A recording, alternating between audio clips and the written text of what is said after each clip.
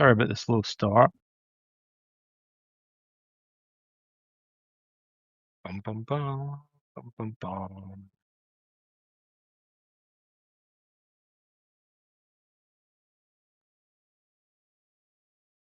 Can you hear me now?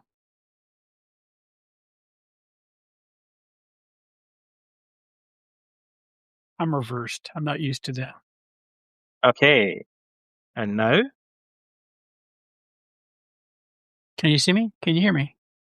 I can see you. Can you hear me? Yep, you're good now. All right, let me just try my other mic again. One more. Thank you, Ali Nava, because we can hear each other and we can hear you and Sarah and Janine. All right, you're set. Um, you're leaning out of frame, but you can probably see that, right? You're muted now.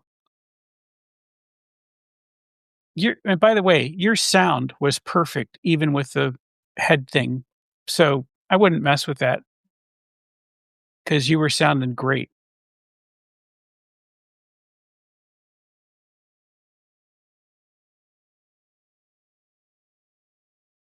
But I can't hear you now.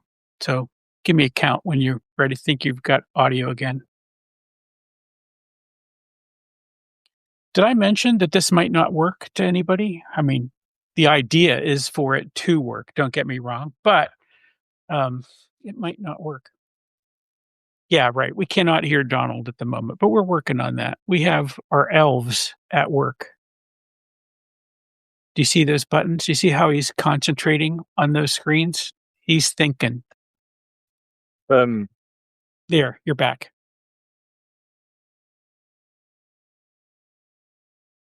And you sound good. Now you're out.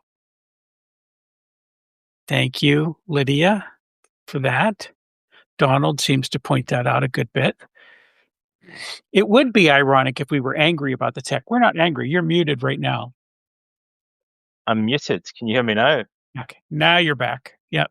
All right, we're good. Sorry about that. It seems to have some kind of problem with my microphone, but that's okay. It sounds all right anyway. So we want to talk about anger. It's kind of my favorite subject. Well, do you like anger as well? I like talking about anger because, I was an angry young man and I have felt like Stoicism has been one of those things that's been a lot of help to me. And by the way, my Stoicism. wife thanks you for that. Oh yeah. So I get a lot of thanks from wives around the world uh, for helping angry men Yeah. That's to right. stop to be slightly less angry. That's right. So I thought we could talk about how the hell can Stoicism actually help you in practice? Because I do a lot of podcasts and things, and people ask me interesting questions. But sometimes we don't really get to talk about the practical techniques. And I know that's what people are interested in. It's what I'm interested in as well. And maybe talk Yeah. about ways that Stoicism can be compared to cognitive behavioral therapy for anger and sort of like interesting parallels and some things about Stoicism that people might not realize. Because when I started off doing stuff on Stoicism, which is like 25 years ago or something like that now, um, we did Stoic Week originally, I don't know, like a long time ago, and it was quite technique intensive. And I thought there's all these books that come out in Stoicism, they're going to be like talking about how to actually apply it in your daily life. And to this day, a lot of the books don't actually describe most of the psychological practices that the Stoics used, even though they're pretty clear. The first book I wrote in the subject, I tried to list the different techniques that I could identify, and there were about 18. And now I think there are probably more than that. And yet, most of the books that I see on Stoicism and podcasts and articles and things, so often they don't describe any of those techniques. And sometimes they'll describe like one or two of them. Like, so I think, what are these people actually doing? Like, that apply Stoicism in their daily life. Marcus Aurelius, for example, literally tells us what he does on a regular daily basis in order to train himself in Stoicism. And yet these things kind of fall by the wayside. So today I want to talk a little bit more about the practical side of Stoicism. I feel like it's a Yeah. huge gap, surprising gap. Like, you'd think Yeah. people would be more interested in doing stuff, so don't you?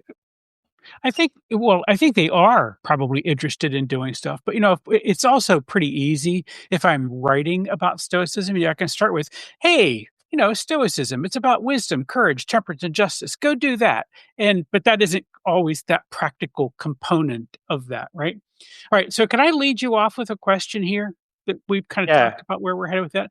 So, and this is, by the way, I think about this, when I started work with a therapist many years ago, this was kind of a right. question that I had on my mind. Let's put it in practical terms. All right, we tend to think of anger as a natural, probably even necessary emotion. And I will say that there was a point where I was like, I'm not even sure if I want to give that up. And then I finally figured that out. But how does the Stoic definition of anger differ from the modern definition? And is it ever healthy to be angry? Well, I'm glad you asked, Phil. That's a great question. Like, Thank you. so it's one of my favorite questions because there's a disagreement in the field about this. Yeah, Like, so there's on one side of disagreement there's me, and on the other side of the disagreement there's literally everyone else. Right. So in the ancient world, the Stoics luckily had my back. Like, and they believed that, and we'll qualify this a little bit. Like, they believed that there was no such thing as healthy anger. And people went, "What? Like, that's crazy. How can you possibly say that?" The Aristotelians were like, we think maybe anger could be good in moderation, but what do they mean by moderation? It's a bit, even Aristotle contradicts himself a little bit in his writings about this, you know. So generally in the ancient world, Seneca in his own anger, for example, portrays this as a debate between the Stoics and the Aristotelians, with the Stoics saying it's better to get rid of anger, and the Aristotelians saying, no, it might be healthy or useful or justified in moderation. Um, and the Stoics are kind of out on a limb here, apart from they had some allies potentially that they didn't even know about, because the Buddhists traditionally, arguably, view all anger as unhealthy and not unnecessary. So the Stoics would say anger, funnily enough, they literally say it's unnatural, which would shock many people today because people think of it as being a very natural thing. But is it? right. Because one of the things that people underestimate about anger is how much it varies from one culture to another. And actually, I found that a good starting point is that if you think about cross cultural research, we're so locked into our views about emotions. Like, we need to gain what psychologists call cognitive distance and to be able to take a step back and observe the things that we take for granted with a little bit more flexibility. And something that helps us do that is to realize that anger takes different forms in different cultures. And actually, they're usually divided into three broad groups by anthropologists and social psychologists. So there are what are referred to as dignity based cultures, which would include most of the first world, certainly North America. And then there are honor-based cultures, like which are more kind of traditional, and Middle Eastern societies are considered to fall into this category. And then there are face-based cultures that are about saving or preserving face, like Far Eastern cultures. So there's a huge difference in the way that people experience anger, for example, in Japan versus, in New York City. Like, there are cultural differences about the appropriateness of our anger, its consequences, the best way to deal with it, and rates of anger are wildly different. So it ain't set in stone, right? But, often when people read the Stoics, they think this can't be right. Surely there's some kind of evolutionary basis for anger. And that, I would say, is half true. So, to be fair and to avoid unnecessary arguments, I'll spell out what the Stoics actually say. The Stoics have, to their credit, a far more nuanced view of emotion than most people would take for granted today. So the Stoics distinguish between the Stoics view emotion as modal. And by that, I mean that they Right. don't think it's something that just kind of like happens in part of your mind, but it characterizes the whole of, they have a unified view of consciousness in the mind. The same as cognitive therapy, funnily enough. And they view anger as something that happens to your mind as a whole. Basically, the functioning of the whole system essentially shifts, like when we experience an emotion like anger. Um, but they also distinguish between the full passion of anger and what we like to call the propatheia or proto passion, like the first movements. And so this is a slippy area, right? This is where we get to say, well, yes and no, because maybe there's something that precedes anger by a split second in some cases, or sometimes a bit longer. There's an emotion that comes prior to anger. And neurologists sometimes refer to that as raw affect. So that's what your brain does, that's like what an animal does, right? We inherit these regions of our brain that are ancient.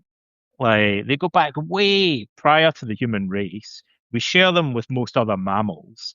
They're called the subcortical, like regions of the brain, like the deeper, more primitive parts of the Right. brain that control emotional reflexes. So of course we have emotional reflexes that are similar to our primate ancestors, and go though way back to small furry animals, right? But we experience them differently because they're shaped by culture and language and by our own cognitive schemas, our thoughts, our expectations. So that's just one small ingredient in the whole picture when anger fully emerges, right? And so the Stoics want to say that the primitive raw affect that we feel, which in some ways can be hard to describe, it's kind of ambiguous in certain ways. Um, the beginning of anger is neither good nor bad in their view, and it is natural. But very quickly, almost immediately, like it escalates into a passion, like a cognitively mediated emotion that takes on board, co-opts the whole of our psyche, like, and that they think is inherently irrational, unnatural, and they're intrinsically problematic from the perspective of Stoicism, anyway. I mean, to put it very simply, and in a way that maybe lends itself to the Stoics are philosophers. They love wisdom. Anger doesn't lend itself to wisdom by its very nature. It intrinsically impairs our ability for problem solving, decision making, and clear reasoning, basically. So, of course, the Stoics are going to think there's something inherently problematic about that. Right. You know, I remember I just was sharing this with somebody the other day, that Seneca talks about how and our minds can either be like uh, something that can inflame easily or something that would like burn slowly. A timber, he describes it, right? Like you could be like a timber on a ship. And I think one of the things he's trying to tell his interlocutor at this time, Lucilius, right?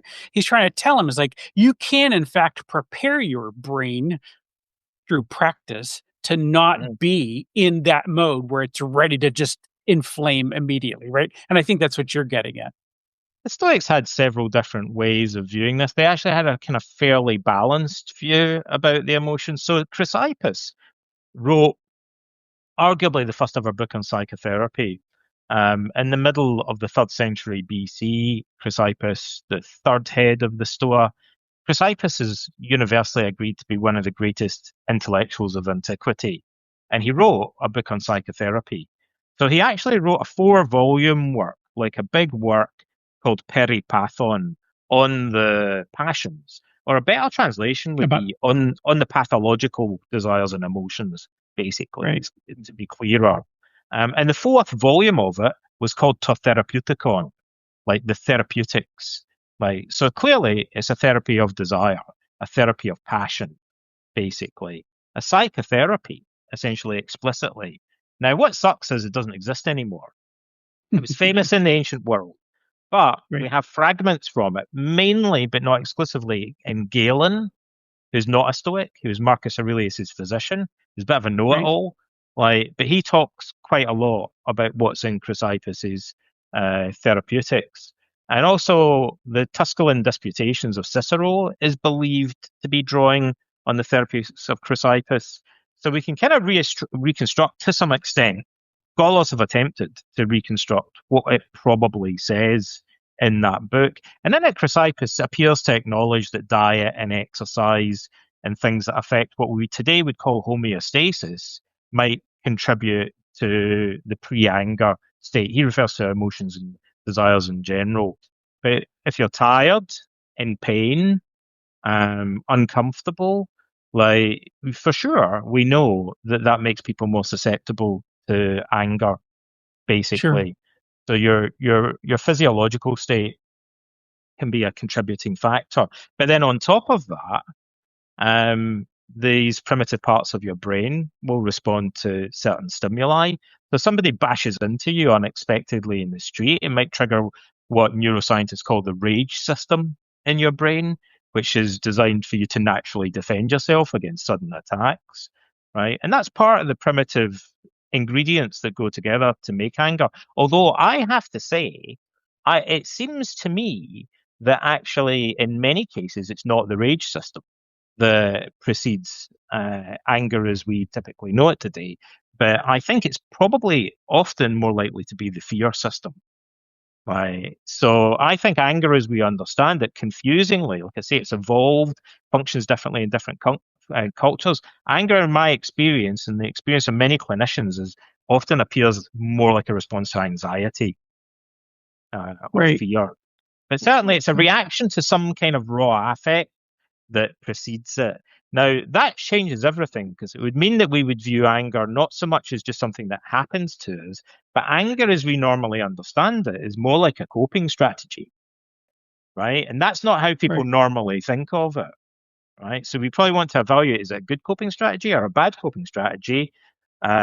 What's the perceived gross benefit of it? But what's really the net benefit once you deduct the costs? And also, is there an alternative to it that might potentially work better for us in the situations that we're dealing with? Yeah. So let's go back on the front end of this. You said, there are different things, right? So it could be angers, sometimes it's directed at others, sometimes it's Yeah. directed at ourself, sometimes it's directed at stuff, the situation, etc. And Ah, that self-directed anger we usually call shame, right? There's mhm. something about that. And I mean, that is just as bad as the others, isn't it? Might be worse in some Yeah. ways, right? So, anger, we should distinguish between the three main targets, right? So the first thing I'll acknowledge, and there are some ambiguities in the study of emotions. Emotions are ambiguous and complex things, right? So anger that's directed towards inanimate objects, like my bloody laptop's not working properly, That or microphone. anger towards situations or life in Right. general,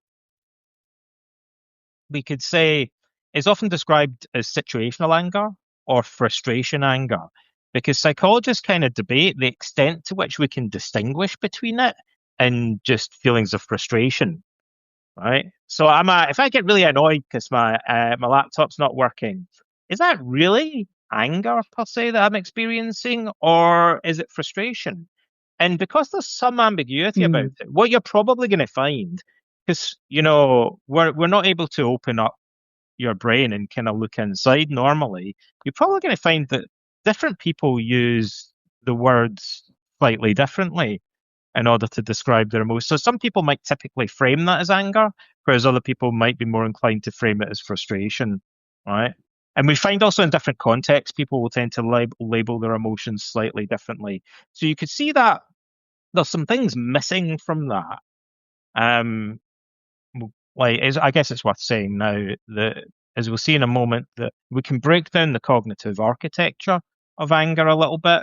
And some of the things that are quite typical and seem quite characteristic of stereotypical other directed anger or self directed anger are kind of missing from being annoyed with my laptop.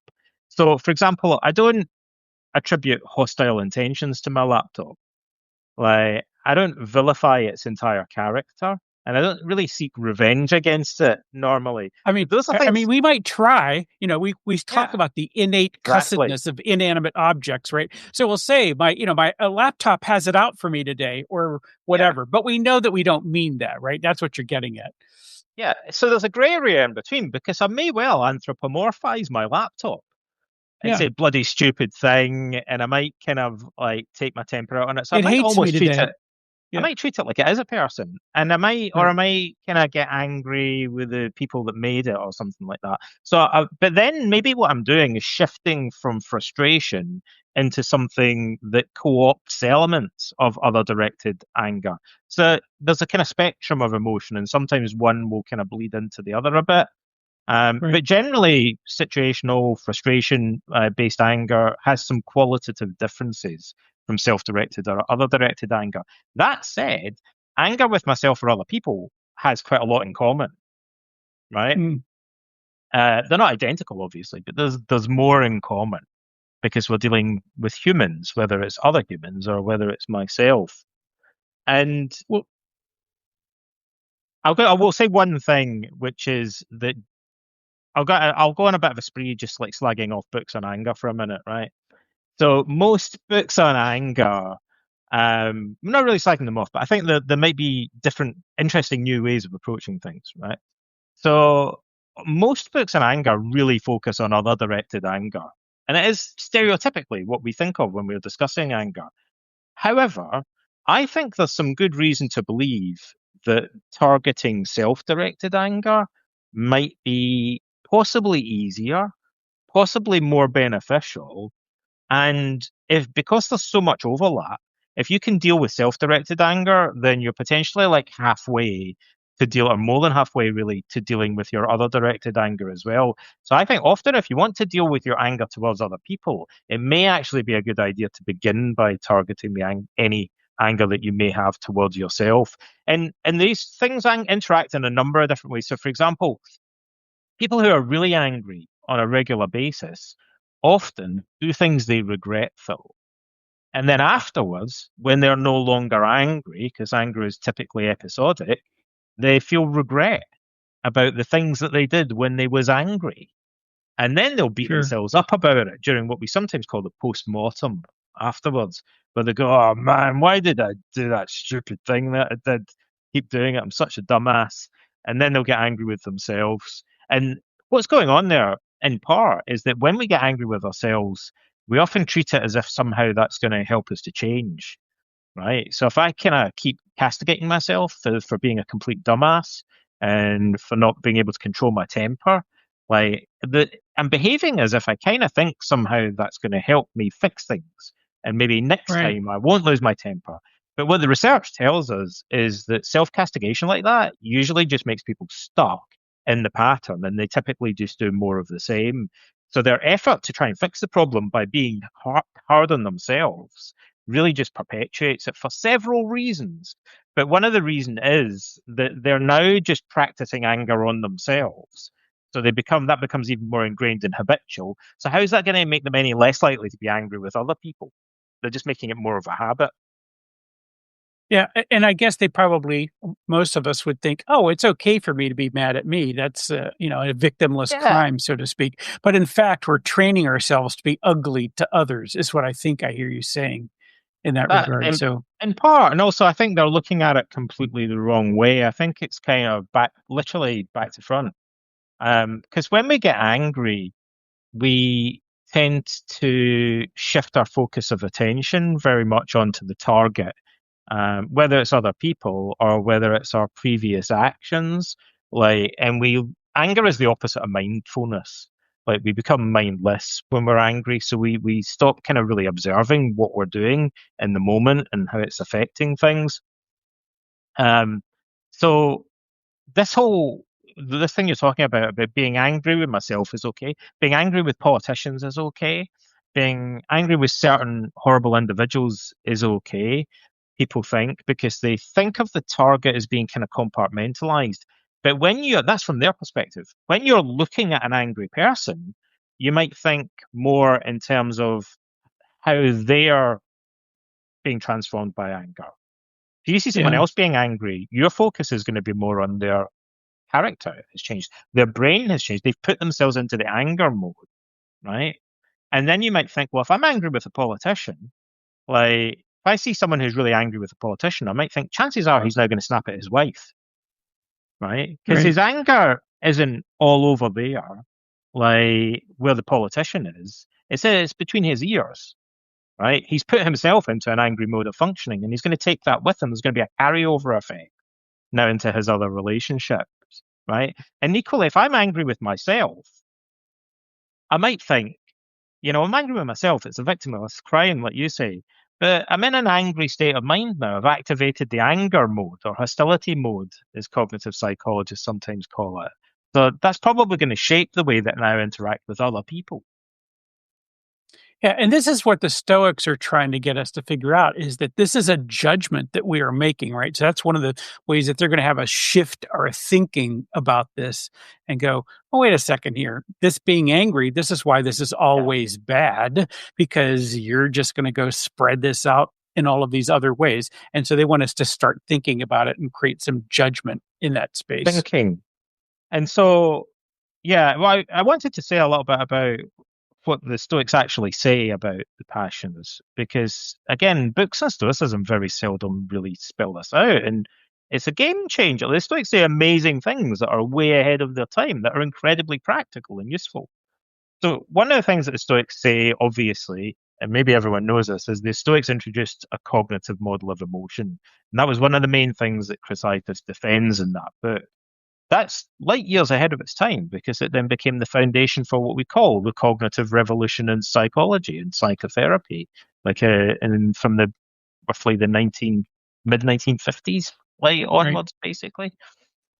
So the Stoics were way ahead of their time in that regard. But more than that, they provide a cognitive conceptualization of different emotions, such as anger. And in Chrysippus's book, he distinguishes between two types of cognition. Um, and he does it in a way that is startlingly similar to the most influential cognitive appraisal model of stress and coping that influences most subsequent CBT. So in the 1960s, a researcher called Richard Lazarus, who's one of the most influential researchers in the field of stress, forwarded what's sometimes called a transactional model. You could call it a dual factor cognitive model. And Lazarus said when people experience emotions in general, particularly when they get stressed, including anger or anxiety, there's typically two kind of phases of what he called appraisal. And by appraisal, he means a kind of what you might call a judgment about a specific situation. You size up the situation, arrive at a judgment about it. And the first appraisal is usually called the primary appraisal of threat. And so it's a judgment of the severity and probability of something bad happening. So it's very familiar in a way for anyone that does self help or cognitive therapy, because the extreme form is what we call catastrophic thinking, where you Sure. overestimate the severity and probability of the threat. You think something awful is about to happen, right? And it might also be how impending it is. I don't think he talks about that, but it's another thing that other researchers have identified as being a contributing factor. So there's an impending catastrophe. I'm like, oh, that's going to make me feel really anxious. But then something else happens a split second later, or it might unfold over a period of time, which is we arrive at an appraisal of our coping ability. Because I might go, man, something really bad is about to happen imminently. But I'm a pretty tough guy. I've dealt with similar things in the past and I'll deal with them again in the future. I've got a bunch of ways that I could potentially deal with this, and I've got a bunch of good people at my back supporting me. If I take a deep breath, take things slowly, one step at a time, I reckon I can come out the other side of that. Now, that would be a high and flexible appraisal of coping. So if I have that, I'm not going to feel a high level of stress. I'm not going to get angry. I'm not going to freak out. I'm going to be highly resilient in that situation. And a poor appraisal of coping would be like, I don't know what to do. I can't handle this. It's overwhelming. It's too much for me. It's unbearable, would be typical things that characterize a poor appraisal of coping. And then I'm going to freak Sure. out. Or if I think the only way I can deal with this is by slapping that guy, or I don't have any choice. Right. The only way I can handle this is by yelling at the kids, right? I have a rigid appraisal of coping that would be characteristic in this instance of anger, right? And so sometimes we have a very rigid appraisal of coping. We actually feel compelled to do it. I had to do it. I had to yell at the kids because I feel like it's my only option. So it probably that's a reaction to an initial feeling of helplessness. Like I don't know Right. what to do. And then suddenly I think, I guess I could yell at the kids, right? That might fix the problem. So now I feel compelled from helplessness to overcompensate for my helplessness by convincing myself that I've got one strategy and it's the only thing and it's necessary for me to do it. And then I do it with a sense of urgency and probably make things much worse. So there's the primary appraisal of threat, secondary appraisal of coping. This is foundational to research on cognition and emotion. Chrysippus describes something virtually identical to this in the Therapeuticon. So he says there's a primary appraisal of how good or how bad something is, because he's also talking about unhealthy desires, funnily enough, and not just unhealthy emotions. And then Right. Chrysippus says that that's followed by a judgment about what it's necessary to do, right? Which is basically the coping appraisal. And the way he describes it is clear. He gives examples of someone getting really upset and throwing a sponge in anger or a ball of wool. He says they're biting keys in anger. This is how people express emotion in the ancient world. He talks about them beating their chest and ripping their clothes, which is something people do when they're really upset in the ancient world. Banging on a door, cursing, um, or Seneca talks about people retaliating with violence. You can see Seneca using the same model in on anger. So this is either rigid or very weak, helpless appraisals of coping that Chrysippus thinks are characteristic of the very nature of the emotion itself. Yeah. You've danced around this a couple ways, and I think you're trying to get there at some point. So maybe let me be the one to ask. You talked about catastrophizing. Sometimes we call that awfulizing, right? Depending on the school that you're in a way. I And call then it there's go I ahead. call it disastraphizing. Look at that. I've got a third Hey, term for you yeah, folks. it's like a disaster and a catastrophe mashed into one. It's like both, but fine, but even worse. Right? It's a disastrophe. Like, I've got my own portmanteau for this. yeah, I love it. Okay. So, but the thing is, and we talked about this before with a laptop and other ways, and we deal with this with others, but it's a demandingness and uh, awfulizing. And those are the things that we talk about when we bring up uh, REBT into this. So talk about that a little bit. Bring it forward. all right. So Albert Ellis was a New York psychotherapist who'd read Epictetus and Marcus Aurelius, maybe not so much Seneca, and he was heavily influenced by them. And he developed the earliest modern form of cognitive behavioral therapy, which is called rational emotive behavior therapy. That's where it became known as, or REBT. REBT is very similar to Stoicism. And I would actually say it has more in common with Stoicism, possibly even than Ellis realized, because it already shares so much in common with it. He ends up arriving at similar conclusions on his own anyway. So yeah, I'd love to see a conversation between Chrysippus and Albert Ellis, in the afterlife or something like that. It'd be, pretty wild. Um, Sure. so Ellis identifies really just a handful of. But I'll tell you something about Albert Ellis. Albert Ellis may well be the most clinically experienced psychotherapist I can think of. Right. Right? We've He talked saw about that. Yeah. 50 clients a week, which is about double the typical caseload of an average psychotherapist. And he, unlike psychoanalytic therapists, he saw them for a relatively short amount of time. So that because it was a more condensed therapy. So he saw like tens of thousands of clients. I would estimate Sigmund Freud, by comparison, saw maybe like 60 clients, believe it or not, in his entire career, right? Partly Okay. because he Yeah. saw them for so many sessions. Um, so Ellis saw a lot of people. And what he you get from him is kind of clinical, the voice of clinical experience. So sometimes he's very blunt, but he said things in a very blunt way that ended up being validated to a surprising extent by generations of subsequent researchers. In fact, you know what I mentioned a moment ago about Richard Lazarus? Richard Lazarus came after Ellis, but Ellis had already said pretty similar things in a more Mm, kind of down to earth manner, if you like. And then the researchers come along and go, "Oh yeah, it turns out that checks out." Like, right, well, yeah, because the right. guy's seen like 10,000 clients, so over time, he's figured out, fairly accurately. He's not perfect, but he's onto a lot of stuff. So tends to say, Ellis thought the root problem of uh, neurosis or emotional problems was a kind of demandingness.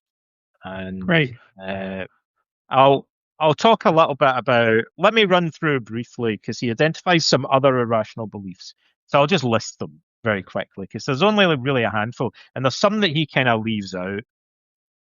So there are rigid demands such as people damn well must respect me, or people have to do what I want, right? Which is Demandingness. going Yep.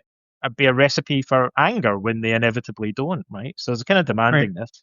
There's your awfulizing that you're so keen on, which is, oh my Sure. God, this guy didn't do what I want. Someone disrespected me. That's a disastrophe. It's just Right. awful. Then Ellis identified something that he called low frustration tolerance. Right. I just call it intolerance. And that's basically got to do with our coping appraisal, but it takes the form of saying, I can't stand like how I feel about this. This Right. guy's disrespected me, and not only does that really suck, but I just find it unbearable. I don't even know how to handle it.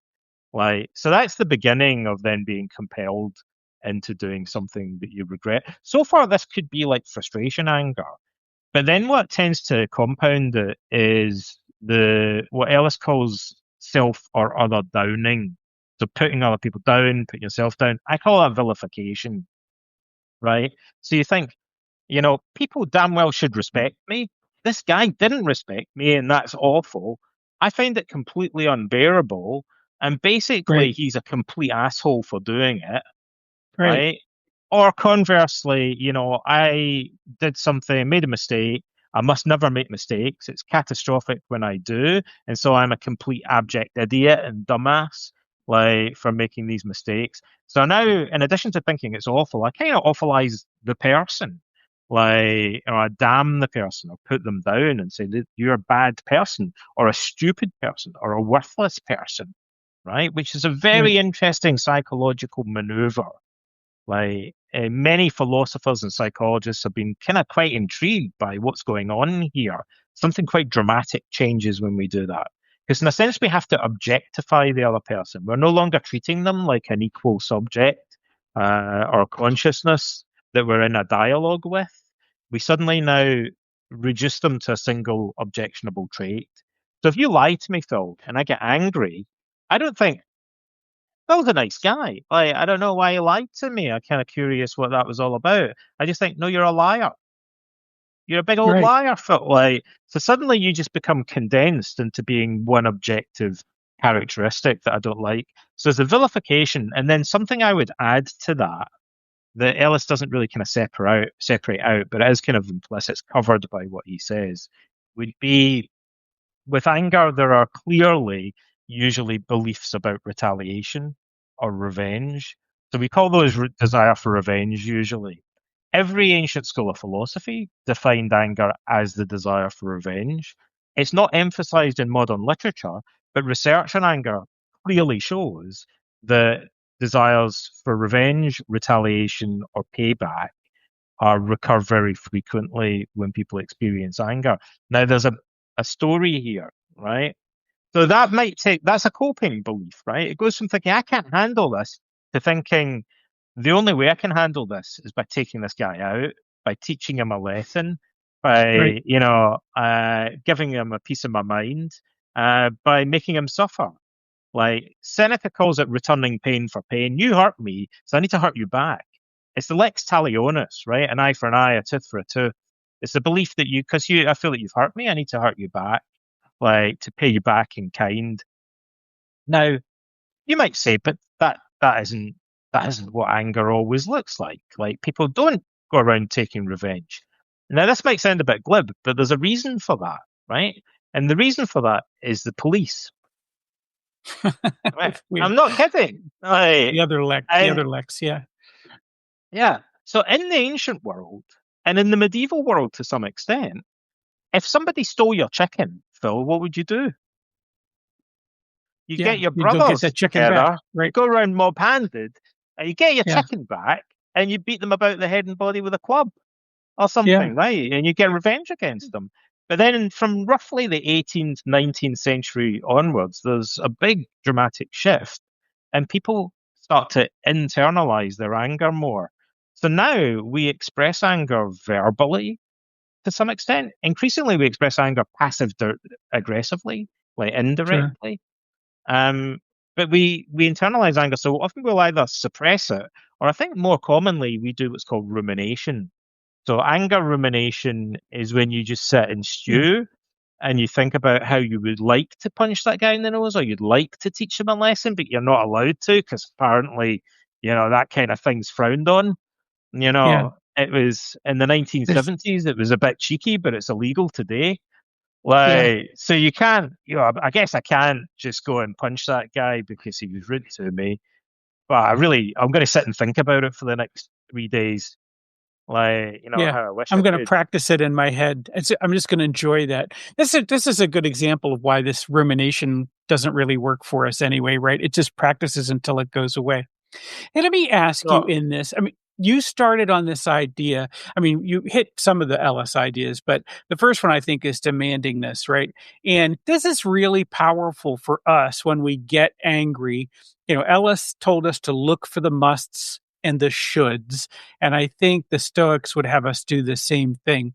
yeah. Dig into that just a little bit about how, I mean, because you did this beautifully. You drove us right into the where we start vilifying someone. It's because we've identified the one thing that we are demanding. They must Hmm. respect me. They must call me sir. They Yeah. must fulfill my order in the right time. They have It's that to. kind of demand, right? If they Exactly. don't, they're an asshole. Yeah, Like, that's right. and they Yeah. deserve a punch in the What kind of nose. people do that? Right. That's Yeah. that's the formula. Like, this the Right. algorithm that we run when we get angry. Right. So, I mean, these theories don't like sometimes map up like neatly onto each other, but sometimes like they almost do. Right. And so you might say, okay, Ellis is clearly saying something really similar to the Stoics, because in Ellis's language, he would say, look, the core of these problems are evaluative beliefs, right? Boom, the Stoics are going Right. to be all over that. They're going to be like, yeah, you're right. Like, it's these value judgments about external events that are extreme and rigid and so on. That's really the heart of the problem.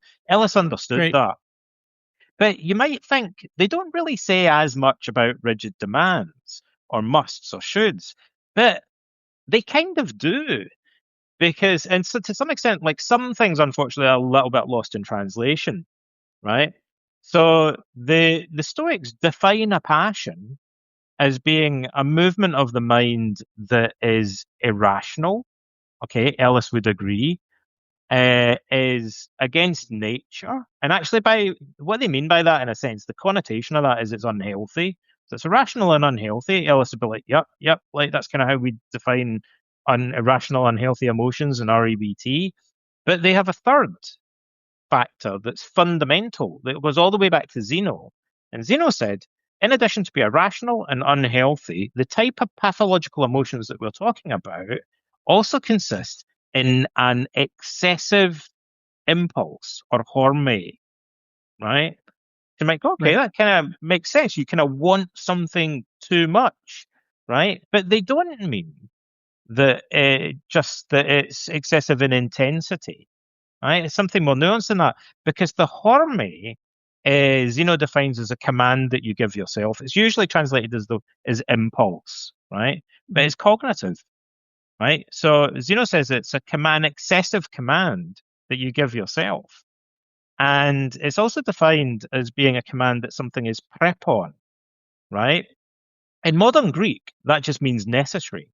In ancient Greek, it's usually translated as appropriate, but it can also mean necessary, right? So it's an excessive command that something is highly appropriate. Well, no one, when they're angry, thinks, man, it's so appropriate that I punch you right now. They think it's necessary and you've got to do it, right? Right. So I think there's a problem with translation here, and I believe that the Stoics are using the word prepon in this context, not just to mean appropriate, but actually to mean necessary. It's modal necessity. Clear. There's a number of other things that really confirm that from the context. So I would read that as unhealthy emotions are irrational, like they're unhealthy, uh, and they consist of rigid demands, like Yeah. commanding yourself in modal necessity, i.e., I have to do this, I've got to, I should do that. And you'd think that would be a pretty sound intuition on the part of the Stoics. Like, clearly, Yeah. if you tell yourself people must respect me and they don't, what happens? You've no room for maneuver. It's a recipe for, at the most primitive level, it's going to cause frustration. Like, if you Right. demand something and your demand is violated, you'll feel basic frustration, and then probably that's going to escalate into some kind of neurotic, irrational emotional response. So that's Yeah. So we in get the Stoics Stoicism. and Ellis telling us the same thing. And I think a tool in there, I know that one that Ellis gives us, right, is to say that we want to convert those demands into preferences, right? So I always think about Yeah. when I think of a demand of something like that person has to be nice to me, or my kid needs to pick up his dirty laundry or whatever. I Mhm. always go back. I try to teach myself by going, okay, that demand is going to make me nuts and make me a bad parent and make me difficult with him. But if I can say, you know what, I'd prefer that he pick that up and I'm going to encourage him to pick that up. But if I demand it, we're going to have a confrontation that neither one of us enjoys. And that's kind of Yeah. one of the ways I apply that tool of both Right. what the Stoics and Ellis are telling us. How do I get rid of the demands and turn them into Yeah. preferences? And the Stoics also clearly understand this because they have this concept called hupexaresis, like, Yeah, which means it's a bit of a mouthful, right? Try saying that with a mouthful of Vimto. Like, it's not easy. So hupexaresis means the reserve clause, right? right, So the Stoics say, I want this thing to happen, fate permitting, or if nothing prevents me. That's a flexible desire. That's not a demand. Right? It's right. not modal necessity. It's acknowledging possibility, right? So it's coping flexibility. It's behavioral flexibility. They say, I want people to respect me, fate willing. Like, it acknowledges the fact in advance. And this is also related to the idea of premeditatio malorum, because implicit in it is anticipating the fact that they might not and being ready for that, right? So it's more Right. adaptive because you're already, like, right from the outset, ready to handle being thwarted or the opposite happening, right? Whereas Yeah. you have to respect me. In a sense, I'm saying that I'm unprepared if they don't, which is crazy. If common sense tells you that frequently people are going to disrespect you. But if you go, no, they have to, like, that kind of implies that I'm in denial of the fact. And sure as Yeah. anything, Phil, you know what usually happens when if someone demands something, the Stoics knew this as well. Someone demands something, and then the demand is violated. The Stoics observed that the first thing that they normally express is shock. They go, I can't believe I these can't believe this. Like, I can't believe these idiots. Like, Yeah. what kind of idiot would do that? Right? So they express surprise. And then when you're looking at them from the outside, because you're not in their threat mode, like their hostility mode, you're like on the outside looking at it. You're like, seems obvious that this happens sometimes. I can't believe that someone would steal my wallet in a tourist trap like, Oxford Right. Street Right. or the Right. middle of Athens or somewhere like that. And you'd be like, well, it happens to loads of people every day, to be honest. Like, Yeah. so it's not a shocking thing. I'd strongly prefer it if it didn't happen to me, but I know that these things happen sometimes. It's more flexible, and then you're going to be ready and adaptive. But when you demand that it doesn't, you go in unprepared because you're kind of in denial and you're not willing to adapt when the problem happens. So part of what's going on here, Phil, that is missing from Ellis for some reason, maybe for historical reasons, because affective neuroscience maybe was kind of like developing a little bit or becoming Yeah. more mainstream a little bit behind Ellis, timeline wise. In a sense, what's happening here, and I think viewing it this way helps a lot for some reason. I don't know why. When you engage, you might think this extreme thinking, like, you know, I people have to respect me. If they don't, it's a total catastrophe. I'm completely incapable of dealing with this. I have to respond by getting angry, right? He's a total villain. Like, these are very extreme ways of thinking. They're Right. not characteristic of normal, rational, problem solving approaches. Like, no sane person thinks that anybody walking the earth is just intrinsically villainous through and through, and that's the whole story about them. Like, Wait a second. you Those know, guys are evil. All of them. pure evil characters only exist in fantasy novels, like Yeah. and children's stories and stuff like that, right? We know That that human should be beings are assigned more, to us, shouldn't it? That if we're seeing yeah. something as pure evil, that we've created a fantasy of our own. Hey, one of the things you No, wanted to do go let me bridge you here, because you I said just one of the things you want to do is to get people to you wanted to get them to more practical, we want to give them tools, right? And so we've we'll talked give about them the some tools. demanding. Before we do that, I just wanted All right. to finish that thought and about explain something about neuroscience. Yeah, yeah. So, your brain is mashed together from different components, and they That's function right. in different ways, and some of them are more primitive than others. So, you might Right. think, why am I doing this extreme thinking? Well, it's characteristic of the more primitive regions of your brain, right? And I think it Sure. helps a lot to realize that when you're going, this is awful, this guy's a total asshole, I can't handle it, people have to do what I expect. That's like the language of the limbic system. It's the language of the primitive part of the brain. Doesn't it Right. seem odd?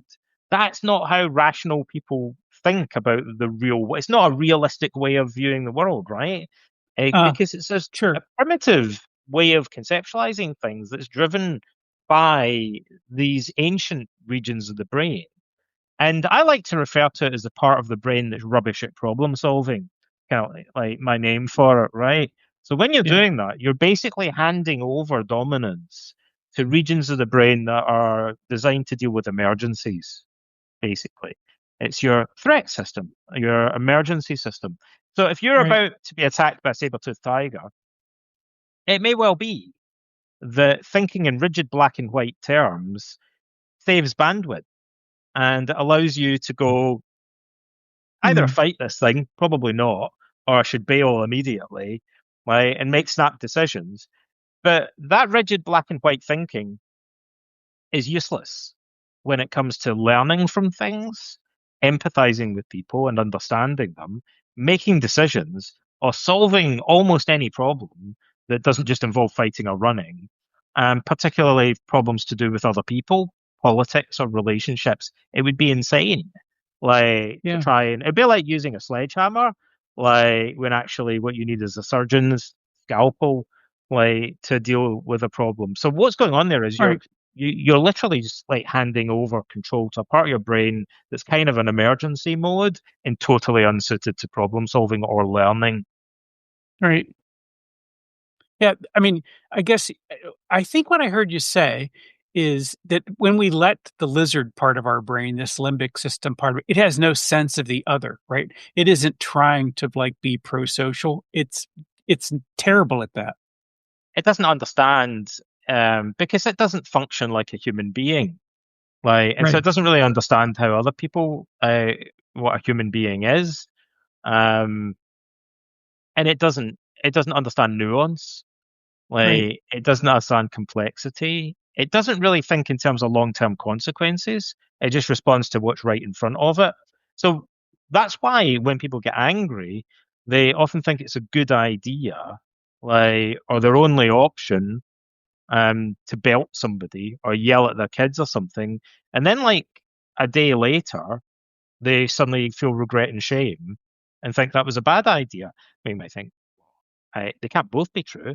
Either it was a good idea or it was a bad idea, right? Seemed like a good idea to your threat system, like because it's kind of stupid, frankly, and it doesn't really understand other people, and it doesn't understand the wider implications or the longer term consequences of its actions. It thinks I can get my kids to go to bed if I yell at them right now, and that seems to kind of work, right? But then they won't speak to me again, right? Or I won't get any Christmas Yeah. presents from them in the future, right? Because I've Right. destroyed the relationship potentially, right? And so afterwards, when I'm using my prefrontal cortex, the more sophisticated part of my brain, I can think about nuance and the wider implications. I might think that doesn't seem like such a great strategy anymore because it's caused me all of these relationship problems, right? But we're not Yeah. thinking straight when we're angry. Like, and again, the Stoic, So that's why the Stoics say anger is temporary madness.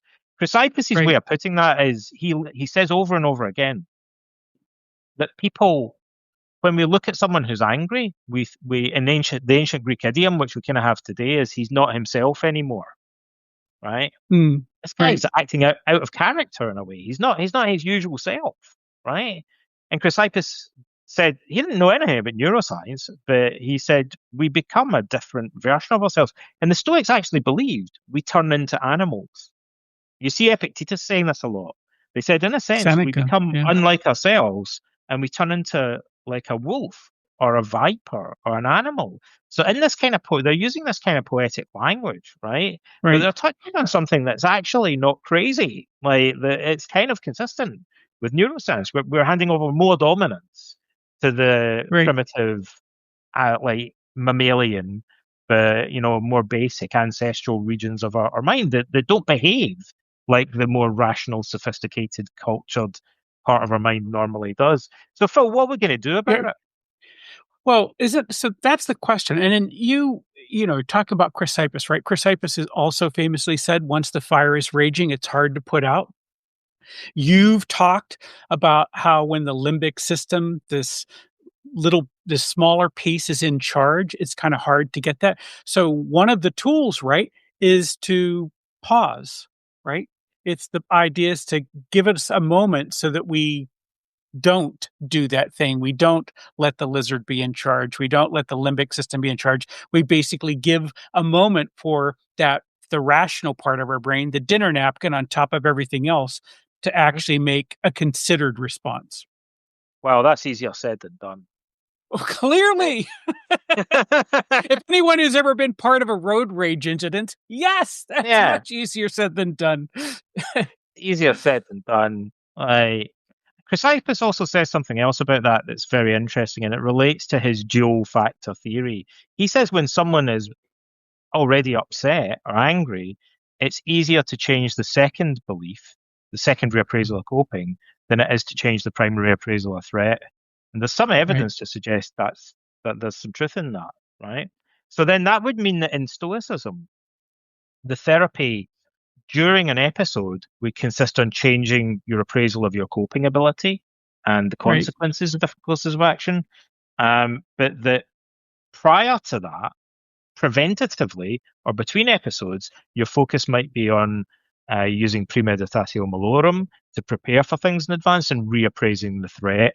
So that's when he would target awfulness, like and the rigid underlying demands is kind of between episodes preventatively, and then during the situation he'd work on our belief about low frustration tolerance, like and our coping ability more. Like he had a point there. There's some validity to that. So what else can you? So it's easier said than done. All right. One of the most oh, common questions I get asked yep, is how do you spot? Like, I mean, it's common sense in a way. And again, the Stoics realize this that if you want to stop anger, there are several things that you can do.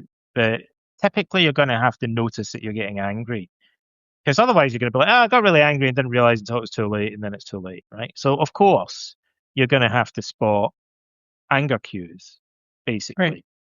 How do we do that in practice? Like, there's a bunch of things that you can do, and everything that you do to help yourself will potentially improve self awareness and get you better at spotting anger cues, right, right? So it emerges to some extent from doing other things. However, it's a form of self awareness training. So in anger therapy, we normally get people to keep a log and write down when they got angry, what the initial feelings were they noticed, what the situation is, and then look for patterns. And so keeping the log can heighten self-awareness, and that can help people to spot the cues. At a more kind of granular level, typically for many people, the anger cues are feelings, right? So first of all, of course, you want to identify what the typical triggers are for you. You want to be aware of what the pre-anger state is. You go, I notice that when I'm tired. I notice when I'm hungry, I tend to get hangry, right?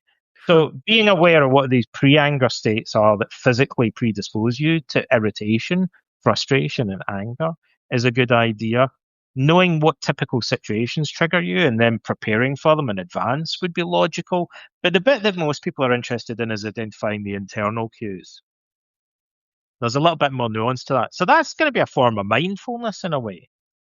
Right. So noticing the physical sensations you feel, they fall into two main categories. There are ones that are involuntary, like your heart beating faster or your blood pressure increasing, so you feel flushed or hot or tingling. And then the other ones are semi-voluntary. So you're tensing your neck and shoulders, you're clenching your fists, your posture's leaning forward.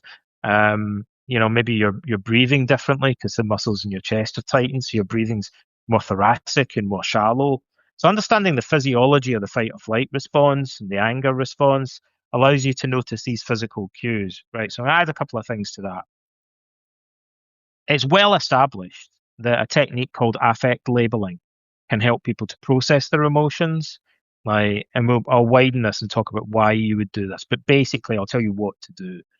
So the first thing is when you notice, look out for these and make an effort to consciously be mindful and notice these physical cues, right, initially. And then you should pause and say to yourself, right now, I notice that my heart's beating a little bit faster than normal. Right now, I notice that I am tensing my neck and shoulders, and I would uh, put it in the active voice. So now you're taking more responsibility for it, right? You'll see why in a moment, Right. right? Um, Doing that. So at first people go, well, I've noticed it. Do I need to verbalize it in your mind, right? If you say it out loud, people will think you're crazy, right? Say it in your head. But we know that when Right. people verbalize experiences, it has a psychological effect. Very simply, it forces your brain to pay attention for slightly longer than normal to the experience that's happening. Because normally you notice stuff and then you move on to something else. But if you go right now, Right. I notice I'm tensing my neck and shoulders for like 5 seconds now. You've anchored and grounded your attention in that experience, right?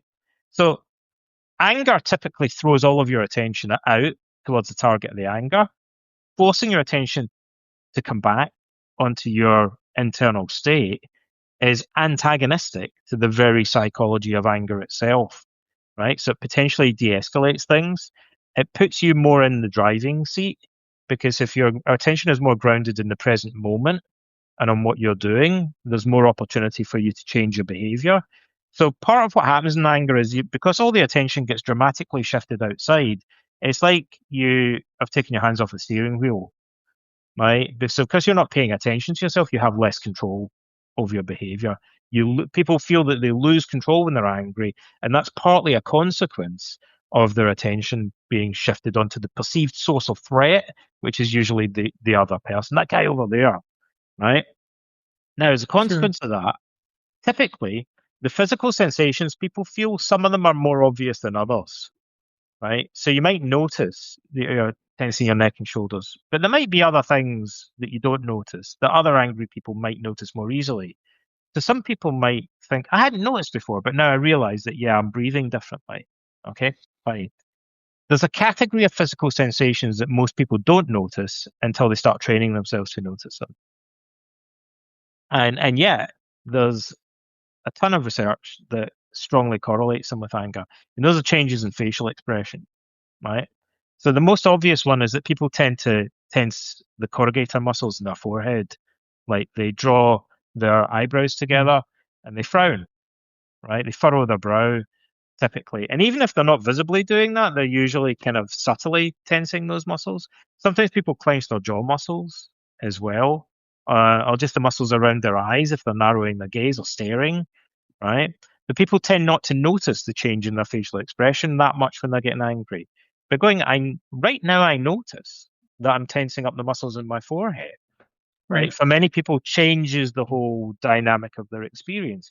The other thing that happens is anger tends to escalate quickly. So believe it or not, you only need to buy yourself a few seconds, right? In order to, Well, like, if you buy yourself enough time, it could potentially change the whole direction that things take, right? And so turning your attention inwards, noticing a couple of physicals, already you're delaying your response, and gaining enough time now right. to potentially also notice your thinking and observing that you're catastrophizing or you're vilifying the other guy or you're thinking about coping in rigid ways or expressing radical intolerance in your mind. So you can start observing your thinking. The other thing that people notice is that your attention will be outwards, but it's often narrow. So some angry people will even say it feels like I've kind of got tunnel vision. Right. I like that idea of, how just saying it, even if I'm just saying the words in my head instead of out loud, slows it down. Because I know that I've taught myself to recognize that when I am frustrated or maybe getting angry, that I clench my jaws. But I will say to myself, I'm clenching my jaw. Something is going on here. What's happening? And it's just enough for me to give that time to, like, Something. okay, something's happening here. So the other piece of advice for many people, so I'm going to say there's a lot of things that we can do to deal with anger. So it's usually conceived of as a big package. But I Right. also want to emphasize that many people overcome anger just by using one element out of that package. But we don't know which it's Mm, going to be, right? sure. So I want people to realize they might just like pick one thing out and go, that worked for me. So for many people, but not everyone, what we're describing now probably for most people is the beginning of a process of change. Right. For a significant minority of people, all they have to do is catch themselves early enough and nip it in the bud. So occasionally you'll meet clients and you'll train them in this and they'll go, "Uh, that's pretty much resolved the problem. Like, because now I spot myself early and it just never seems worthwhile getting angry with people because they are already immediately reappraising it. Like, and they'll go, now that I catch myself early, I just like, I never bother escalating. It always just seems like unnecessary and kind of crazy. So I just don't go there anymore. So catching yourself early can be absolutely crucial for a lot of people. Then for other people, if anger is a coping strategy or an ego defense, and actually you're dealing with a kind of raw effect or maybe anxiety in some cases or shame that's preceding it. So the idea is uh, most people don't think of anger this way, but when we, at a clinical level, when we question people about their anger and get them to observe it, they can usually identify that there's some kind of preceding emotion or raw affect that comes before it, right? So think about this logically. If your anger comes because you think people should damn well respect me, that's probably the most common form, right? Social status anger. People should damn Sure. well respect me. And Phil didn't send me a Christmas card or a birthday card this year. Like, so I'm mad at him. He's Right. an asshole for doing that. But hang on a minute, back up. Terrible person. Yeah. Like, I only got mad at him because it hurt my feelings. It got me in the feels, right? So I was offended and Right. injured, as the Stoics put it, right? I felt hurt emotionally by the fact that I thought he has to respect me, and he disrespected me by not sending a Christmas card. So it's hurt my feelings, right? So there's a feeling of emotional hurt that precedes the anger. The anger is a reaction to that or an attempt to cope with it. So for many people, realizing that simple thing alone, like for many clients, you can say, what's the preceding emotion? They go, I guess it's shame or anxiety or some just kind of like agitation, frustration in some cases. You go, okay, this is Right. all you're going to do. Accept that feeling,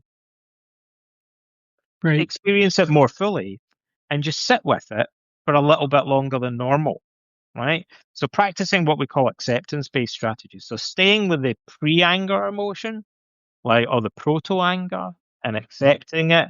Because if you accept it, you can process it. And then usually you'll go, well, to be fair, I didn't send him a Christmas card either. Or you might go, actually, I don't know why I'm that upset because it's not like the end of the world. So often you'll spontaneously process and reevaluate the emotion.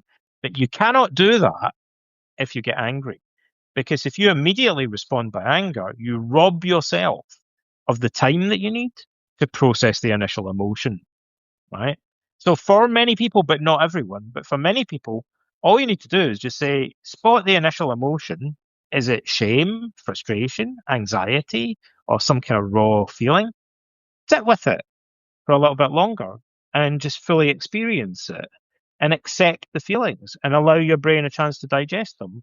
And that's all that you really need to do. And they go, well, now that I do that, I realize I was just hurt when my kids wouldn't listen to me. And now I've kind of like processed that, right? So Yeah. it seems pointless to get angry. All right. I don't know. How long did you want this to go? I know we're at an hour and 14 minutes. I think we'd said Let's an call it hour. an hour and a half. Let's make it an hour and a half. Okay. Um, Talk to me about cognitive distancing. Epictetus always said, "Hey, you're just an impression." Hey, That's a tool. well, he got around saying that to everybody. Like, Yes, he did. and it's my favorite type of distancing. Yeah. It's better than the social distancing of the pandemic. I like cognitive Sure. distancing is I the see where term you're that headed Aaron now. T. Beck used to Right. describe, and people get confused about what it means, right? Beck also calls it cognitive descent. So, first of all, there's a rule that we have to have at least six names for the same thing in Yeah. psychology, right? So, this is called uh, cognitive distancing, cognitive decentering, cognitive diffusion, verbal diffusion, metacognitive awareness, and also Korzybski, who developed general semantics, which Ellis was influenced by, called it consciousness of abstracting. Now, those concepts are not identical because they come from completely different perspectives, but Sure. they're really similar to one another. And a lot of people use them kind of interchangeably or consider them to mean more or less like the same thing. And the Stoics had this idea. So we don't have an English word for it. Like we have to use all this jargon to describe it. But cognitive distancing is your ability, the Stoics describe it as withholding assent Right. from uh, your impressions or automatic thoughts, as we would call them today, right? So somebody says something and I think, wow, like that's awful. Like that guy insulted me. Um, Cognitive distancing is my ability to take a step back and observe those thoughts and to refrain from buying into them. Like, so to Yeah. see them events in my mind as if I'm almost observing somebody else's thoughts. Right. Okay. You're and completely with you on all of that. We're using a lot of examples here where it's that guy insulted me and it's that sort of anger. Do it where it's a sense of justice gets because I think a lot of people think that their anger is justified if it upsets their sense of justice. Well, belief, I mean, there's some debate about this. Some people believe anger is often described as the most moralizing emotion, right? And Sure. it's another reason why it's not the same as the rage circuits in animals, because human anger is permeated by a sense of injustice and a sense of righteousness and other Mhm. characteristics that we don't really share with animals. I'm not sure that perceived injustice is always present in anger, but some researchers think it virtually is. Like, so certainly it's very common. I would see perceived injustice as an amplifier of anger. So if I think people should do this, they should do that, and it's immoral and unjust for them not to, I've taken a rigid demand and I've now escalated it even further. So it's not just something that I personally think you shouldn't do, it's something that's kind of socially unacceptable and against the consensus of morality in our culture. So I'm almost like implicitly co opting everybody else. Like, not only do I disapprove of you, but I think I assume everyone else should disapprove of this as well. It's like, I think of that as the difference between anger and outrage, right? Mm. So if I'm angry with you, I don't like what you did. If I'm outraged, I'm annoyed about the fact that everyone else isn't angry with you as well. I was like, we should all be angry about this. Like, so it's an amplifier, right? And it makes it even more written in stone or rigid. I've lost sight of the fact that my anger is a subjective valuation, I've now legitimized it by making it seem like it's just unjust what this guy did. Right. Everyone should see it that way. So the sense of injustice, it's usually a double standard. As a, so will tend to dispute these beliefs in a number of different ways, which I'm probably not going to go into in detail here, except to say very briefly that Ellis will usually ask people to dispute their beliefs by questioning, where's the evidence for this? Like Sure. that that people have to respect you and it's completely unjust if they don't do what you want. And he'll also ask them to question the logic. So is this an overgeneralization? How does it logically follow from the fact that you strongly dislike it when people behave in this way to the conclusion that they absolutely must never do so? Like it doesn't follow logically. And there's other contradictions and thinking errors in it. And then the pragmatism of it, like, is it actually helping you? Like, where does it get you to think that way? So, look, disputing evidence, logic, and pragmatism are the three different forms of dispute that we tend to use in REBT. But I'm not going to go into that in a lot more detail. So that would be like a whole question Sure. in itself. But one thing is that uh, for example, that Marcus Aurelius is aware of, and I think the Stoics in general are aware of, is that in many cases these beliefs about injustice and the kind of rigid rules are, if you look closely, they're almost always based on a double standard. And it's not obvious at first. I think you damn well, Phil should damn well send me a Christmas card every year. And not only is he an asshole, but it's completely unjust. It's just not how civilized people behave.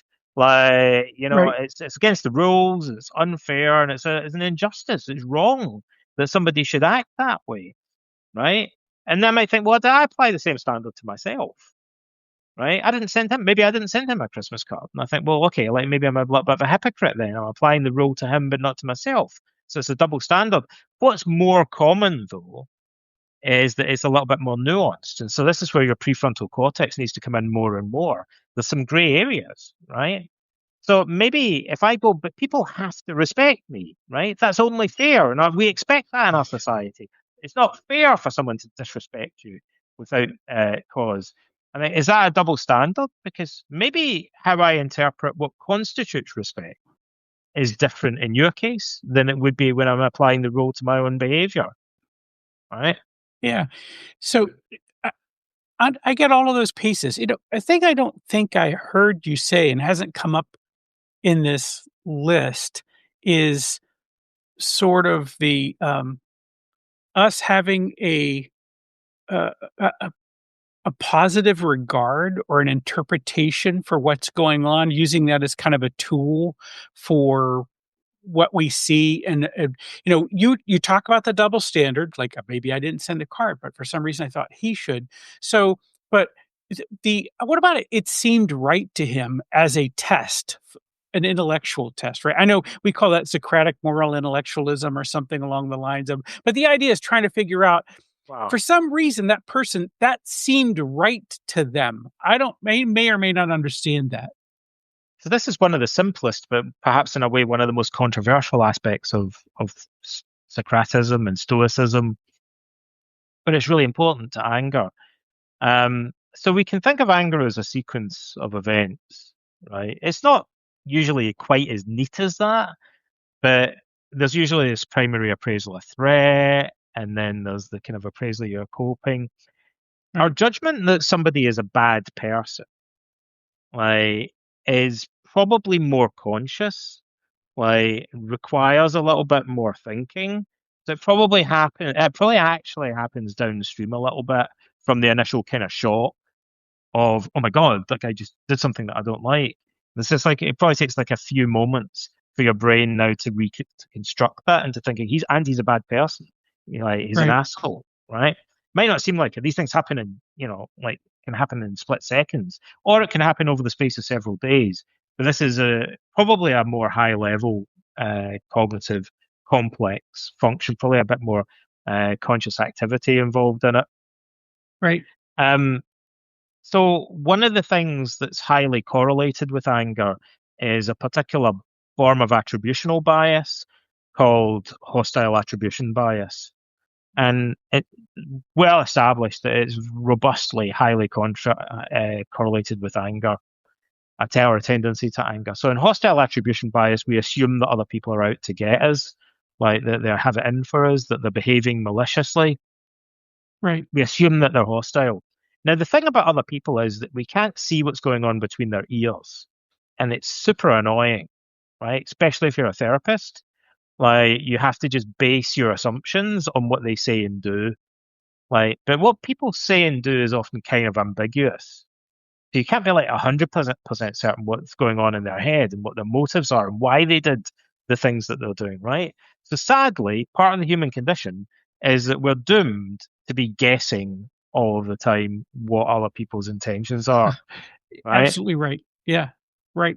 If you're an angry person, you're skewed in terms of that. If somebody doesn't send me a Christmas card, I might think, well, maybe they just didn't think it was a big deal. Maybe they forgot.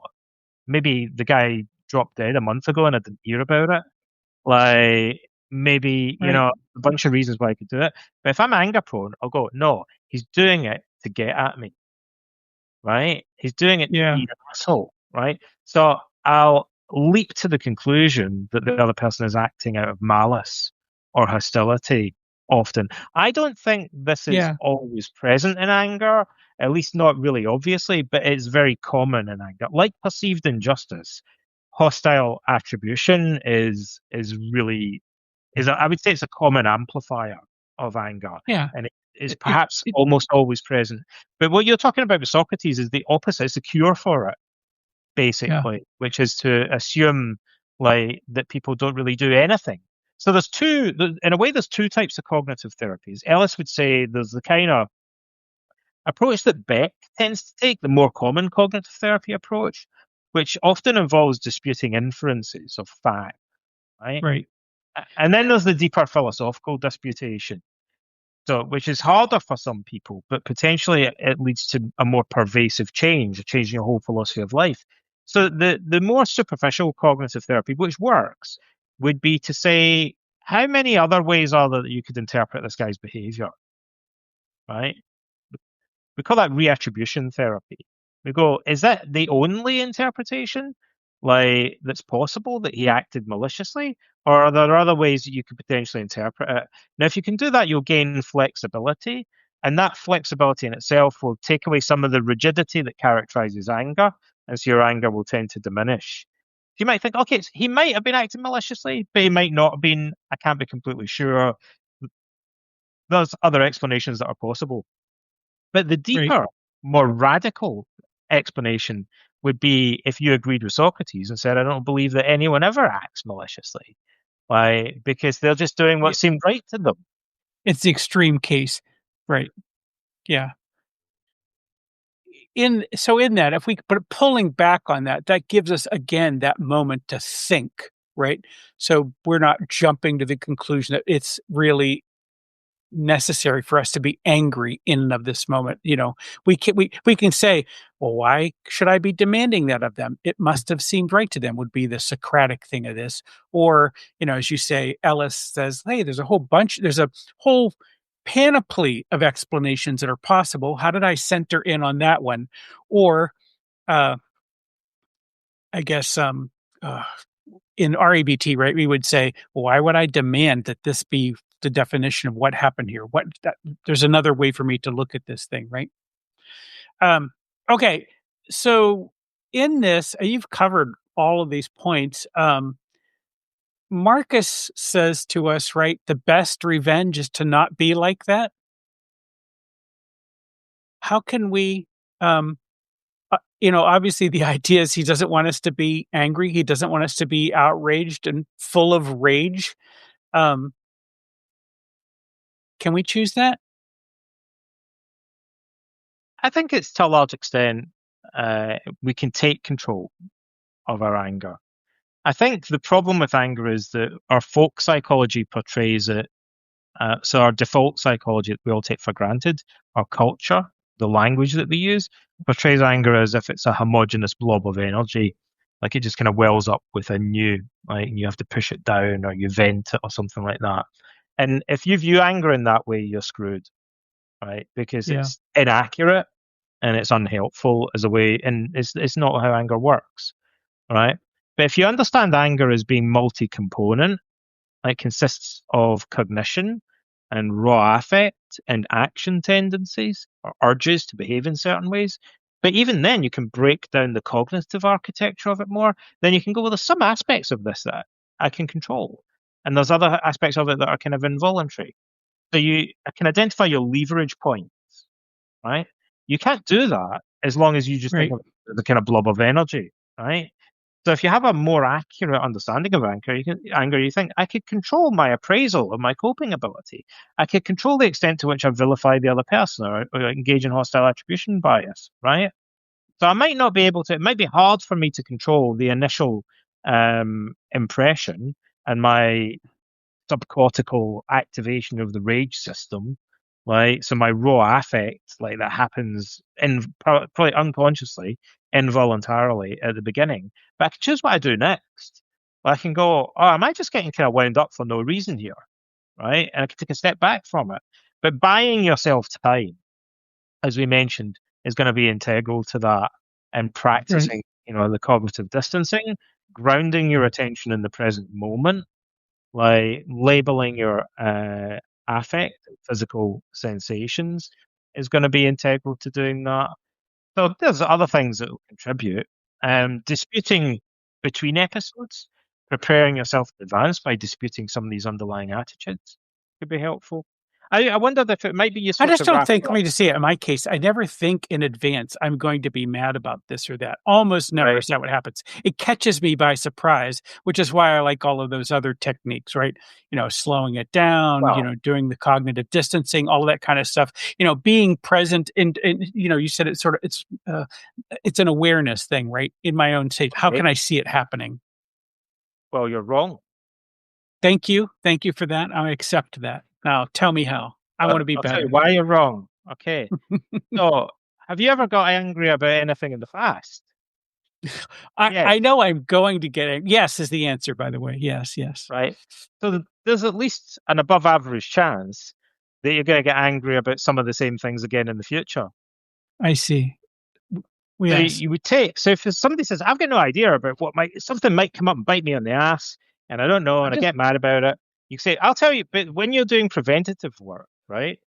So you yeah. would say, well, let's pick some of the things that really got in your goat in the past. Are there like patterns in them? Let's practice disputing your beliefs in response to the things in the past that made you angry. And by doing that, you're preparing yourself in advance to cope differently with similar activating events in the future. All right. I stand corrected on that. And so that's a There nice is there is useful hope tool. Like, for you. yeah, no, well, future Phil has a lot more equanimity than present Phil Yeah. or past Phil, right? So that is the thing we were working on all along. Um, so that's a useful thing to I don't if any by the way, I know we're near the end of this thing. I'm kind of curious if you took something away from something that Donald had to say today, if something struck you, and just type in the chat what it was, just so we know which things leverage best. He obviously wants to hear you say thank you, but the whole idea of saying, hey, this idea worked for me, or I want to go chew on this some more. But that idea that you gave just there of saying, well, what was I mad about yesterday or the day before or whatever? Mhm. Is it likely for that thing to happen again? And which of these techniques might I be able to practice, right? So could I slow myself down if I were more present in the moment? Like Yeah. for example, if I got mad and it just got away from me really quickly, doesn't happen a lot, but it happens sometimes. But if it just gets away with from me really quickly, then I know, oh, I need some sort of mindfulness thing so I can sense that that's happening when it happens, right?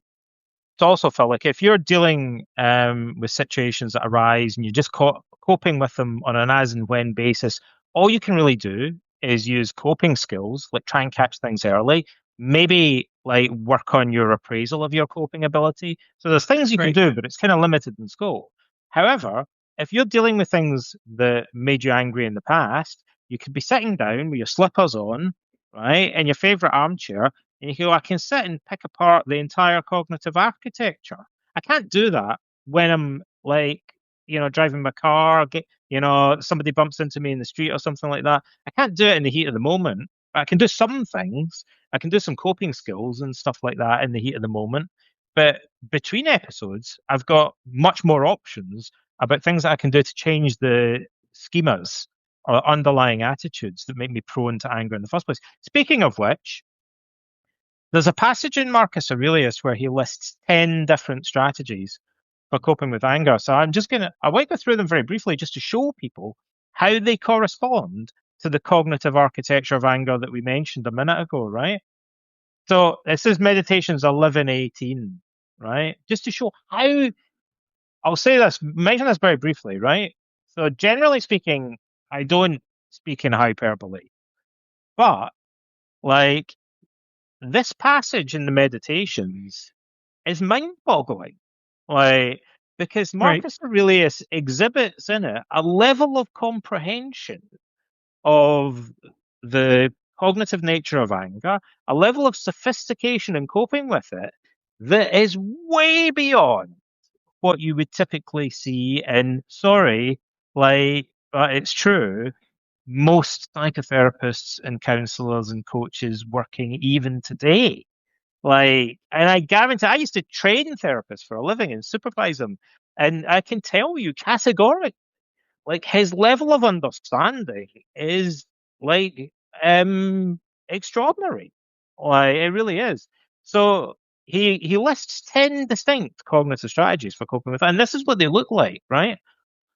So I would group them like this, right? We mentioned the demandingness, Phil. Right. People have to do what I want, right? They should treat me the way that I want to be treated. I would link that to Marcus saying that we have to realize this is the 10th one he mentions, I think. We have to realize that we can't expect people to be perfect, right? So Ellis calls that unconditional other acceptance, accepting other people as fallible, not expecting them to be sages. In book two of the meditations, Marcus says every morning when you wake up, tell yourself that you're going to meet people that are petty and deceitful and stuff like that. I.e., none of them are going to be perfectly virtuous or wise. They're not going to be a line of sages knocking on your door, right? Right. So this like thing he's doing here is challenging this rigid black and white demand. I expect other people to treat me perfectly. What, as if they're all perfectly virtuous and wise and they never act in a fallible, ignorant manner? Like, that's not realistic. He says that Right. you should acknowledge your own capacity for wrongdoing. That's the double standards dispute, right? People have to do what I want. Do you do what other people want all the time? Like, isn't this a kind of contradiction? The awfulizing we mentioned, like when people don't send me cards, when people are rude to me, when they ignore me, and like I'm asking for a waiter to come and they don't pay any attention, it's just unbearable. Like it's terrible. Like it's ghastly when that happens. Marcus says contemplate the transience of events, like, and that before long you'll be dead, right? Contemplating transience tends to diminish our perception of the intensity of things that we Mm. get anxious or upset about. He says, you tell yourself you're upset not by their actions, but by your opinions. That's cognitive distancing, right? He says, anger does you more harm than the things about which you're angry. That's downgrading our perception of the severity of the stimulus, right? Right. Anger ourself itself is more catastrophic than the thing that we're calling a catastrophe, right? That's deawfulizing. The vilification part, right? So they're idiots, they're assholes, they're jerks, right? Marcus says that we should contemplate the other person's personality and their life as a whole in a more rounded way, right? So that's countering the objectification or the reductionist way of thinking about people that we get in anger. You could call it rehumanizing, right? We're starting to see them more as a living, breathing, three-dimensional person rather than reducing them to a single trait. He says we should suspend judgment about their intentions to stop mind reading them, like develop greater cognitive flexibility about other people, right? Don't jump prematurely to conclusions about what they're thinking. He says we should focus on the idea that no man does evil willingly or knowingly, like you mentioned, one of the Socratic paradoxes. So all three of those are countering hostile attribution bias, mind reading, like the attribution of like intentionality to other people.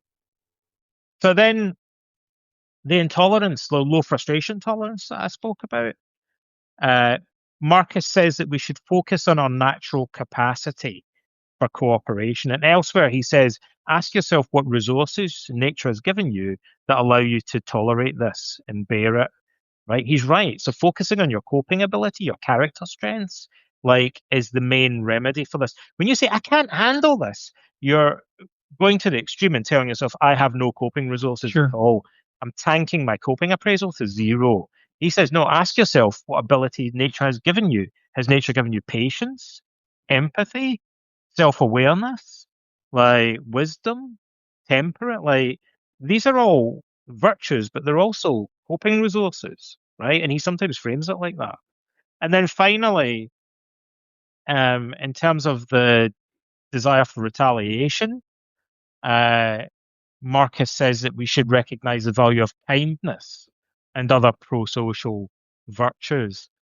So by telling ourselves, like, but it's always within my power to act pro-socially, to be calm and assertive, perhaps, to behave constructively. I don't have to take revenge on other people. There's other options that I've got. This is the outcome of communication skills training or assertiveness training and anger management, basically, to realize that you do have other options in terms of how you respond or deal with people.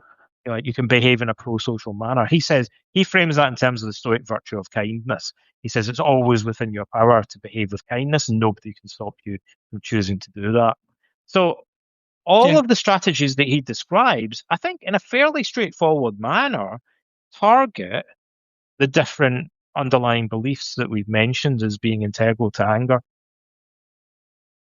Yeah, it's a long passage, but there's a lot of meat in there. But I think what I am appreciative of is you pulling all of that out and making it easy for us to understand and digest, because I think we live in a world where performative anger is lauded by so many platforms.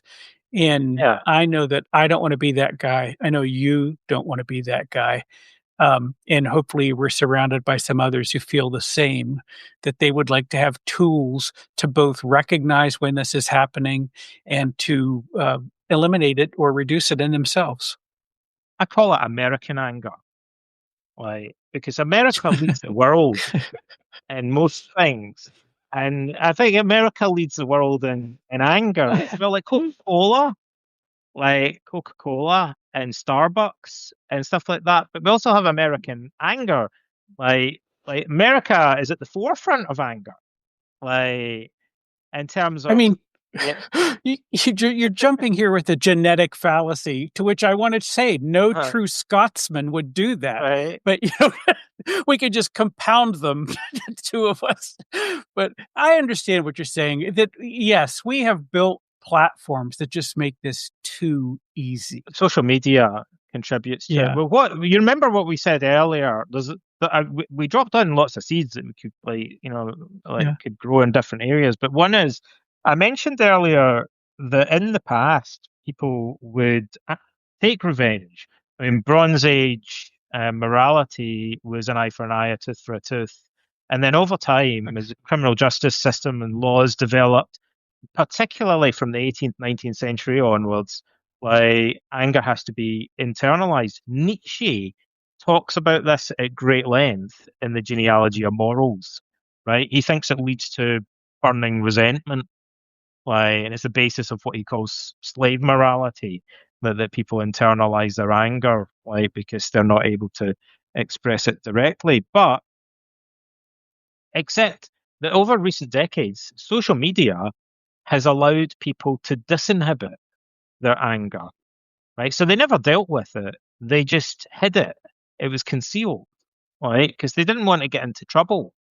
Like, So they Yeah. concealed their anger. And now, because of the anonymity and the distance that social media creates, like they're able to vent and express anger like for the first time without any risk of getting punched on the nose or getting, into a fight and maybe getting thrown out the bar or arrested by the police or anything like that. So it's like a free for Yeah. all. So what you see is this Well, kind of suppression and inhibition being lifted and people just like releasing all the pent up anger that was already there inside them to begin with. But I wasn't entirely yeah. joking when I said there's American anger because I think every society has a different view of anger, and America has a distinct philosophy of anger that's slightly different from Canada, and slightly different from the UK and other countries. And I think to some extent it has to do with America's history and the civil rights movement, right? Mm, Americans are known, like the research shows that in America, anger is lauded more than it is in some other first world countries.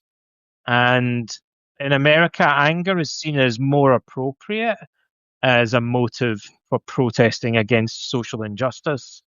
Like the Americans often yeah. take that for granted. Like, I hear that all the time from people in America. They go, but you need, like, for civil rights and stuff, like, you have to get angry. But people don't share that belief, Right. like, as much in other countries. So, for example, Gandhi, like Nelson Mandela, disavowed anger because they thought, well, clearly it's just going to backfire and make things worse. Like if we're angry with our oppressors, they're going to continue to be our oppressors, or we'll turn ourselves into their oppressors. In the Northern Ireland peace process, like in the Right. same way, people realized that anger, like, could be counterproductive as a way of becoming reconciled, like between different factions. But I think for some historical reason, like in America, anger was seen as something that was of more instrumental value in protesting injustice. And, how's that working out for you guys? I love being scolded by Canadians. I just think Yeah. that's I mean, it's not that you're wrong, but I just yes, yes, all of that is probably true, and, America's I like one of the most politically divided cultures in the world. Like, so Americans are always going on about, like, a lot of Americans go on about how they think they're on the verge of having a civil war or something like that, right?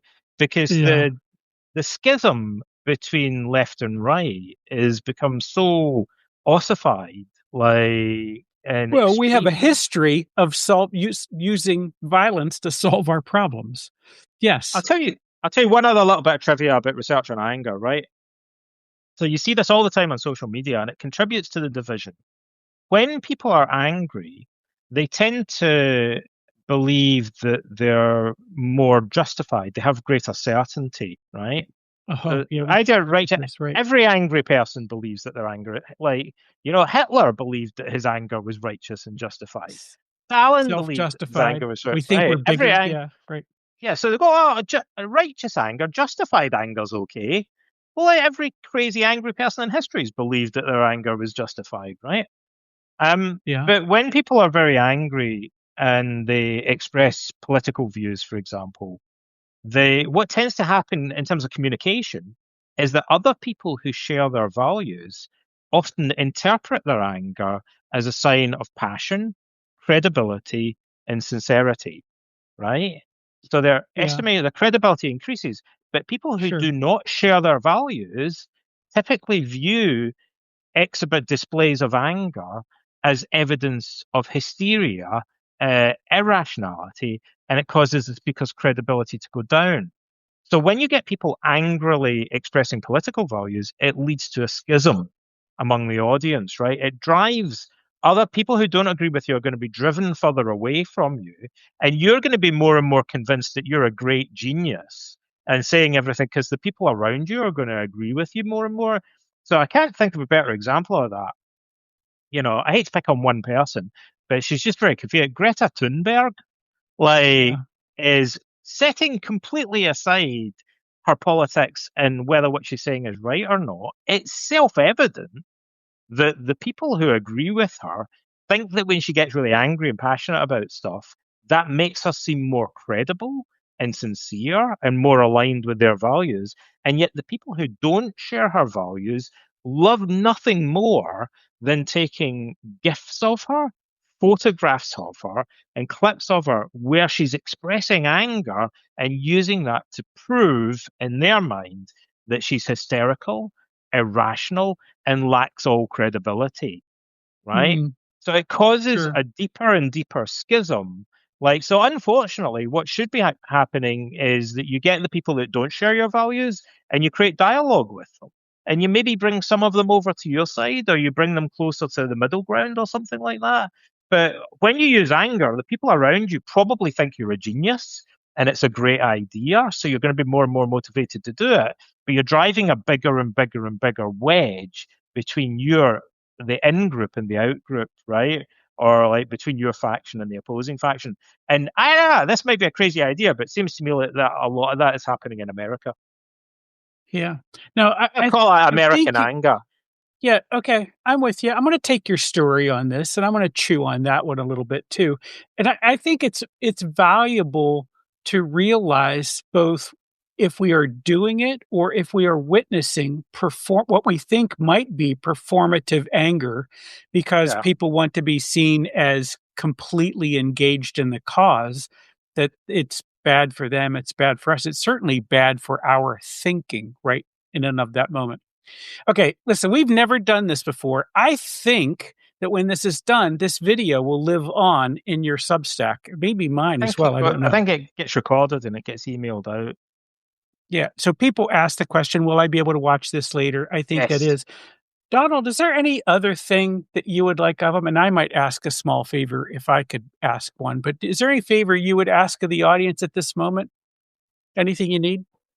Well, it'd be nice if they're not already to like subscribe to the Substack, and then you'll get the recording and you'll get all the articles. I've written endless articles about anger and Yeah. other resources and stuff, so you can access it all that way. And yeah, just tell me, contact me. I like to hear from people. Comment on the post when it goes out and on Substack and tell us your stories about anger, how you've dealt with it, what you've observed about it. I love to kind of gather information and hear from real people. Like everyone's got stories about anger.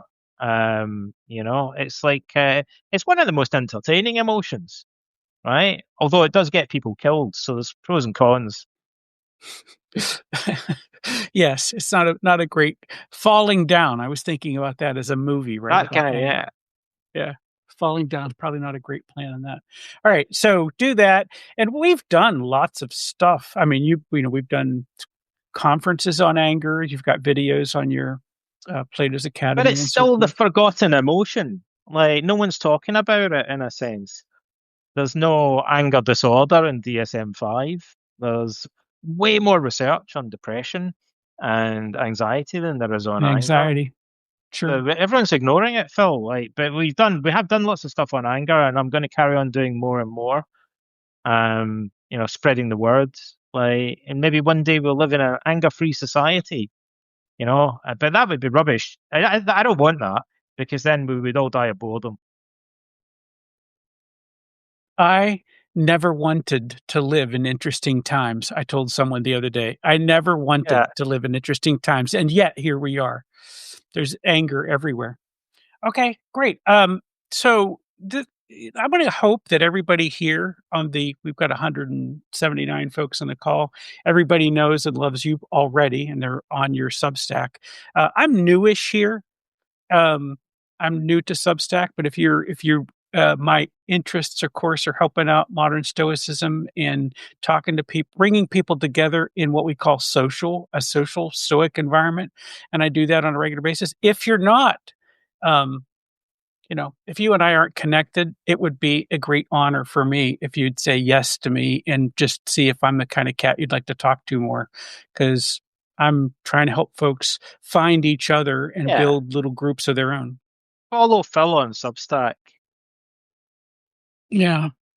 So thank you. And look at that, Lydia being so nice to me. Look, that's awesome. Thank you, Donna. And so, compendium on anger. I don't know what that is. Says, can you please send out links to this compendium on anger? Did I say It's my that or did you Substack. say that? Oh, your Like you just Substack. subscribe Yeah. to my Substack and you can access.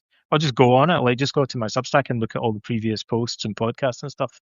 There's so much on including there, and it was fun. interviews You were with some of the leading researchers in anger.